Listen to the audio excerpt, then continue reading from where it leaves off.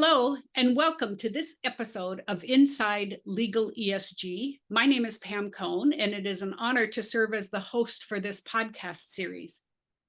Today, we are privileged to have with us Christopher Swee, the Chief Marketing Officer at Boyden, which is a global executive search and advisory firm. Welcome, Chris. We're so excited to have you here today. Thank you, Pam. It is my absolute pleasure to be here. And for the audience pleasure and knowledge, I have to admit that Chris and I go back probably 30-ish years, but we won't talk about that. You're right, Pam. So let's talk about Boyden and the services that you provide clients around the globe. Sure. So we've been around since 1946. Boyden, we like to say, was one of the pioneers of executive search. And in those 40 or starting from 1946 and then in the past 70 plus years, we've really evolved into more than just executive search and more into the field of talent advisory services. So what that means is, in addition to executive search and finding the right leaders out there, it's also leadership consulting and a variety of services that come with leadership consulting, as well as interim management, finding interim leaders for organizations that need a stopgap measure. So it really is a pretty diverse offering that we offer on a global level. And just like law firms, I'm guessing that you're seeing ESG emerge as a need and area that you can consult and advise clients. And then there's also ESG for Boyden itself.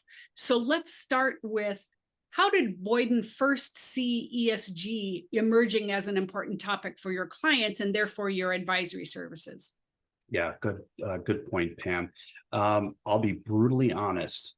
The entire initiative came to a head when around the globe our partners were starting to get RFPs, requests for proposals, that included questions about ESG, not only about Boyden's internal capabilities in terms of providing the right leaders with an ESG lens, but also what is Boyden doing as an organization to be more compliant on the ESG front. And as you can imagine, when partners have to answer these types of questions, it raises not so much a red flag, but they stop and pause. And I think collectively around the organization, the advent of RFPs and organizations and our prospective clients that were asking for this type of information really made us stop and pause and say, okay, we got to do two things. Number one, we've got to get our house in order. As you can imagine, being a global organization, it can be very difficult because ESG means different things in different parts of the world, and there's different levels of severity. So that was step one. And step two is, was how can we become leaders in understanding the needs of our clients and filling the needs with the right type of leadership, the new, sort of a new perspective on how we can bring different types of leaders to the forefront. So the way I look at it, and I think the way our organization looks at it, is from an internal perspective, looking inside, what are we doing to be a better organization around the world on all ESG fronts? And then how can we help move the ESG initiative forward in terms of finding the right types of candidates out there for various different positions?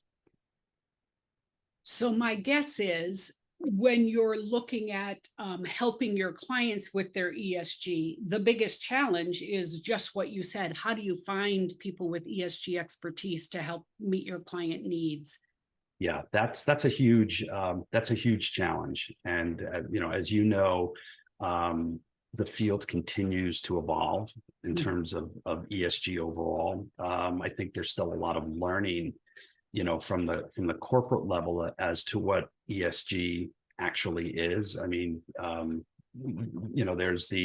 it's easy to fall into the environmental side of the fence and think green, but a lot of people don't equate the whole, DEI and gender equality and racial equality and things like that as being a major component of ESG. So I think people tend to put things in silos and look at them in a siloed way.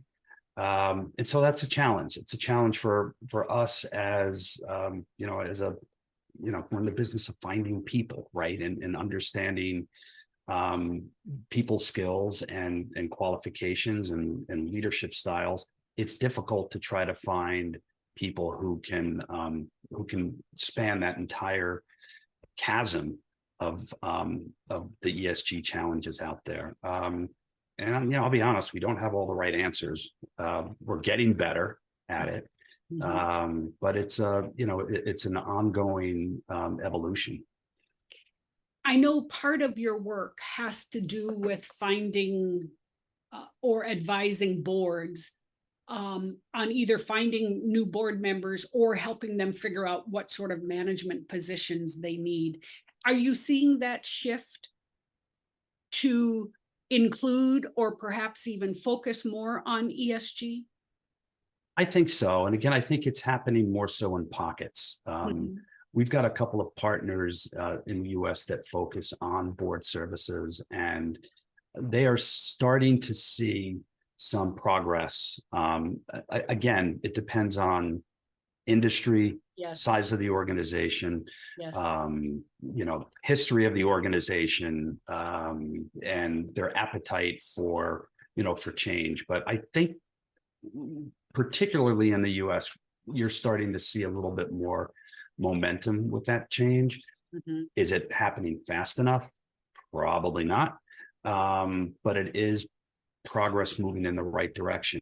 I think when you start to look outside of the US, it's still somewhat of a neutral landscape. And there's certainly pockets within areas in EMEA, where the complexity or the complexion of boards and the structure of boards is changing a little bit.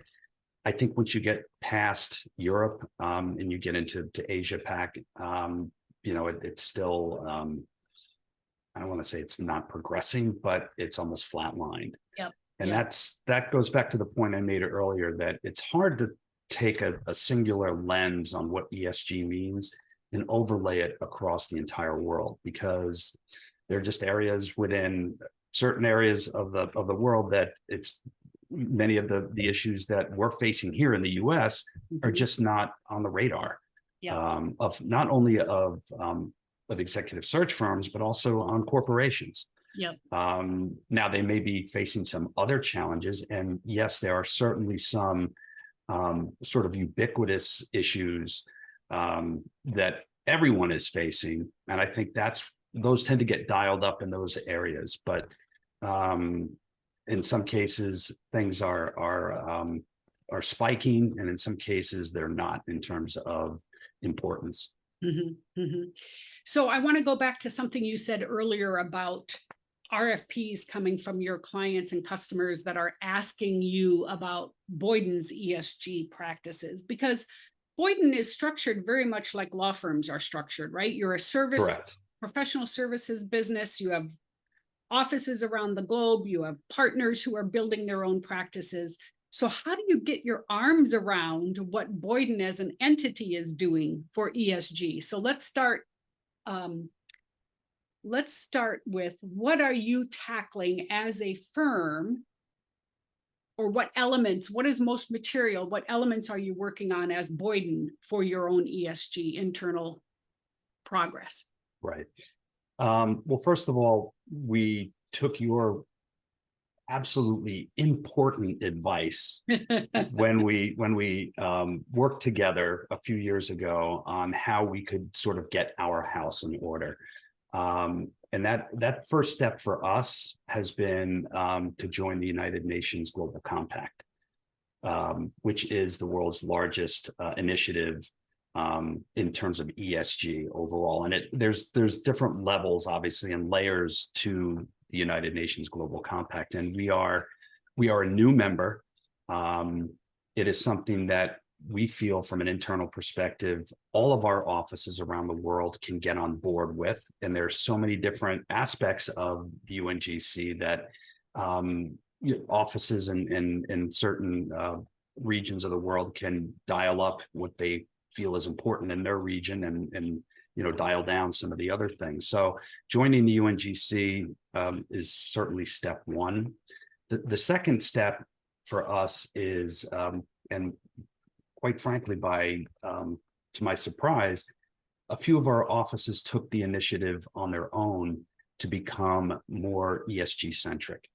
And they started with little things like, let me take a quick step back on that, because for the most part, our people in offices around the world at first glance would say, well, what can we be doing to help our environment? We don't produce anything. Mm-hmm. We don't manufacture. We're a professional services firm.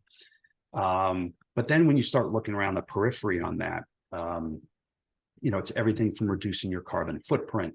What are you doing on a recycling basis? What are you doing in terms of traveling? And are you spending an inordinate amount of time, on an airplane? So, I mean, there's lots of things that I think our people weren't thinking about necessarily, but over the past 2 years, it has been more front and center. So now let me fast forward to a couple of our offices taking the initiative to becoming greener, to taking the initiative to get involved with agencies that will plant trees on behalf of us placing candidates, which I think is a fantastic initiative.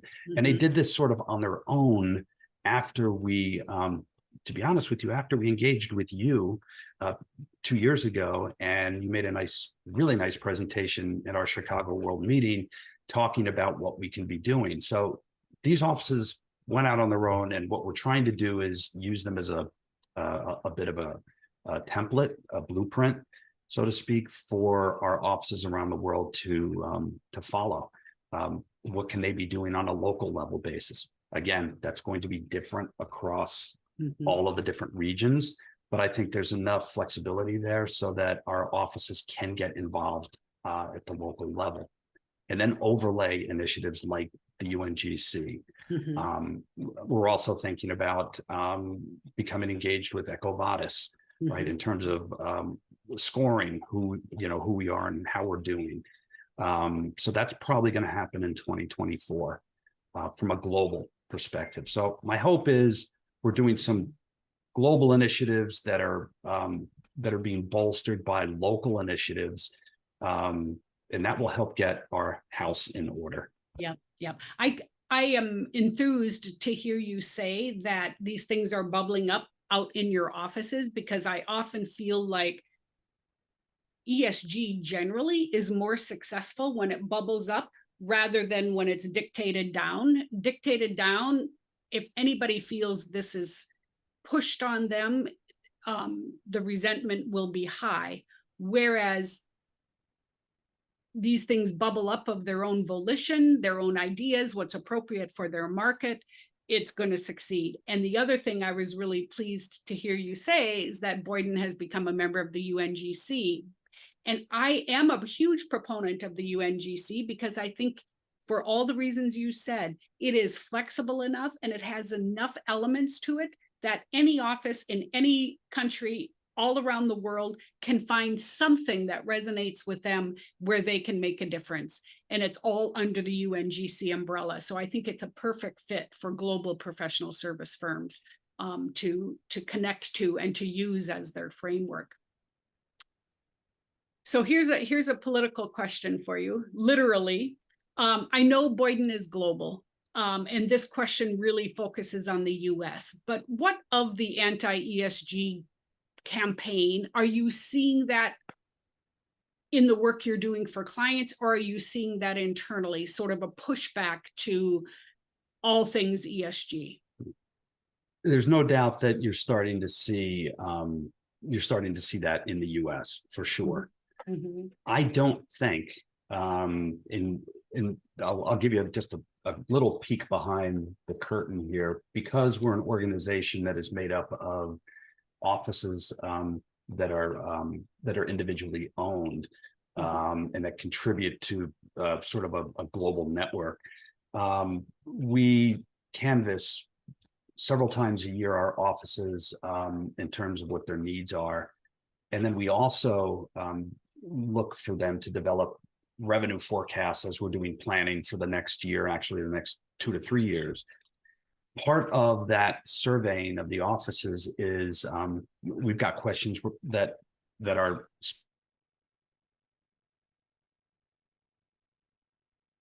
you've seen in the marketplace, and what are you hearing from clients? I think that what I'm hearing from the US specifically is that there's still interest, that clients are still sort of trying to move the initiative forward. I'm not getting a sense that there's pullback from our partners, on the ground that are hearing from clients. I'm not getting that sense. I'm seeing that in the news and things like that, and certainly you're hearing a little bit of that drumbeat. But when I'm asking our partners, is this still important for the clients that you're going out to? The answer is yes. So I'm not seeing that now.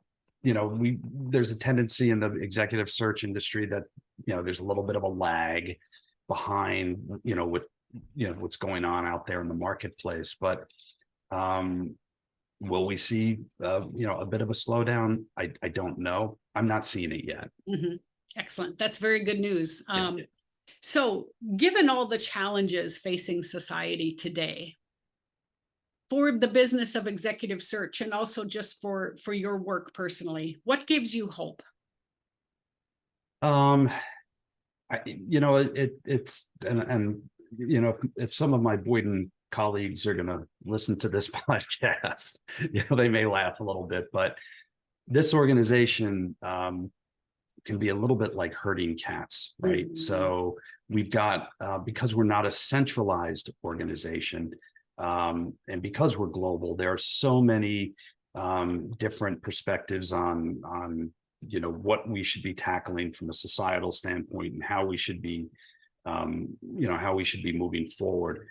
I think what gives me hope is I think we've got our organization, for the most part, everyone's on the same page in terms of what we should be doing and how we should be acting, and what are the challenges from a global perspective. Again, just talking about leadership and finding the right leaders and the right people to lead organizations. And that's hard to do, I think. I mean, it's hard to do in any organization, but to get people who are basically owners of their own local business to buy into sort of a unified movement going forward is, I think is it's really nice to see. And that's what gives me hope, right? That if we can do it on, at this level, hopefully we'll be able to find the right people out there, to plug in, to make changes within organizations. There's always going to be differences. There's always going to be, as I had mentioned earlier, things that are more important in some markets versus others, whether it's by region, by industry, et cetera.